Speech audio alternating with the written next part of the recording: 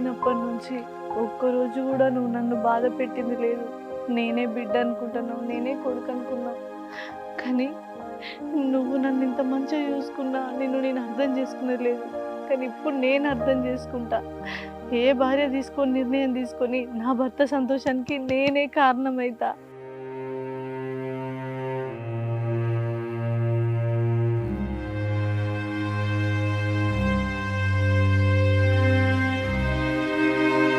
అసలు ఆడపిల్లకు భర్త అంటే అర్థం చేసుకోకుండా బాధ పెడతారు. కానీ పెళ్ళై ఇన్ని సంవత్సరాలైనా మంది ఎన్ని విధాలుగా బాధ పెట్టినా నువ్వు మాత్రం ఒక్కరోజు కూడా పిల్లలు పుట్టలేదు అని బాధ పెట్టలే.